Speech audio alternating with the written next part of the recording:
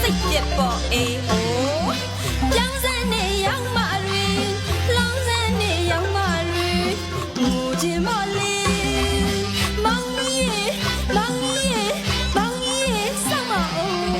စပယ်ကွေးပန်းငယ်အောင်မလေးတစ်ဖက်ပြားချုံငယ်အောင်မလေး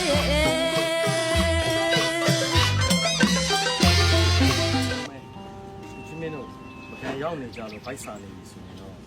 ကံမှာဦးစီရှိတယ်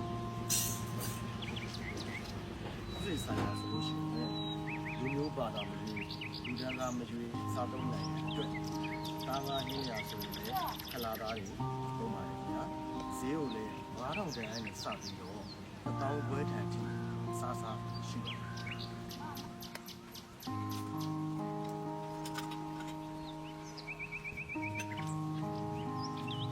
ဒီမင်းတို့အတွက်9000တန်ကတော့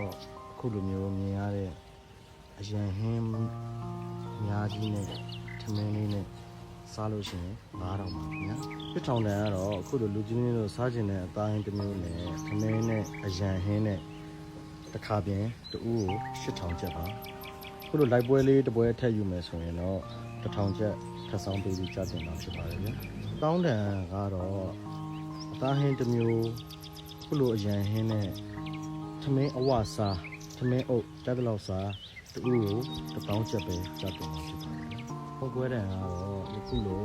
တိုင်းအစုံရန်ဟင်းအစုံနဲ့တက်တလောက်စားတူကို1000ခွဲကျပ်ပဲကြတ်တယ်ဖြစ်ပါတယ်။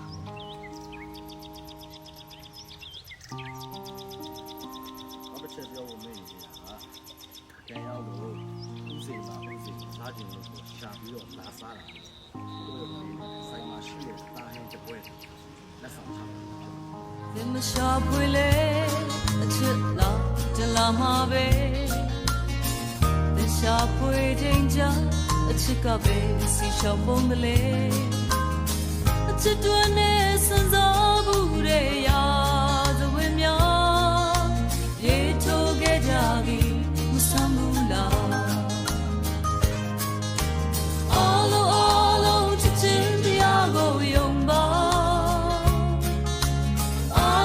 အားလုံးပဲမင်္ဂလာပါဗျာဒီနေ့ကတော့ကျွန်တော်တို့ line ပေါ်မှာနာမည်ကြီးနေတဲ့ပကံက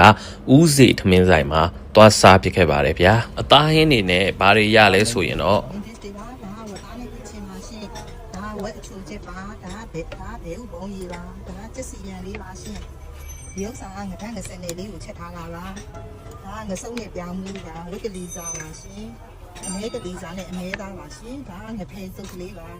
ဒါလည်းဝက်ချိုလေးပါရှင်ဒါငစုပ်ကိုကြော်ပြီးခင်းချင်လေးနဲ့ချက်ထားတာပါရှင်စတဲ့အသားဟင်း12မျိုးခန့်ကိုရရှိတာကိုတွေ့ရပါတယ်နောက်ပြီးတရက်ချင်တုပ်ဘဲသွေတမယာသီးတုပ်ကင်းမွန်သီးမြစ်ကျော်ငါးငပိချက်ကျိုင်းငါးသီးကျော်ချင်မောင်ကျော်ပုံးရည်ကြီးတုပ်စတဲ့အရန်ဟင်းအမျိုး20လောက်ကိုလည်းစုံစုံလင်လင်ထားရှိထားတာတွေ့ရပါတယ်ဗျဆိုင်ထဲမှာကတော့မြမရိုးရာလက်မှုပစ္စည်းလေးတွေနဲ့ရိုးရိုးရှင်းရှင်းအလှဆင်ထားပြီးတော့စောင်းတန်ငိမ့်ငိမ့်လေးကိုဖွင့်ပေးထားပါတယ်ဗျဥစိထမင်းဆိုင်ကပကံကနာမည်ကြီးတူတူဝင်းထမင်းဆိုင်ရဲ့တားဖြစ်သူကဖွင့်လှစ်ထားတာလို့လည်းသိရပါတယ်ဗျ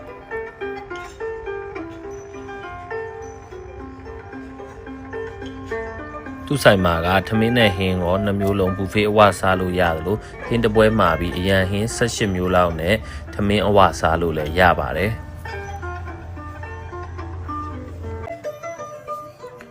ဒါကတော့ဝိုင်းလေးတွေကိုချပေးမယ်အရန်ဟင်းလေးတွေကိုကြိုတင်ပြီးတော့ပြင်ဆင်ထားတာလေးကိုတွေ့ရတာပဲဖြစ်ပါတယ်ဗျ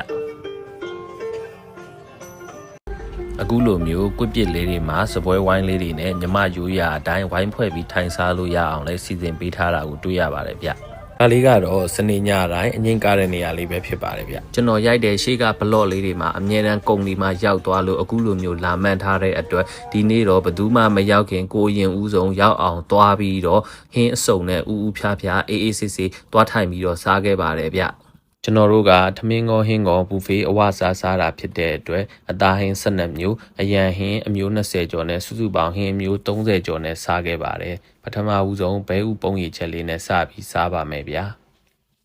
ဒါကတော့ဝတ်သားပုံရည်ချက်လေးပါဗျ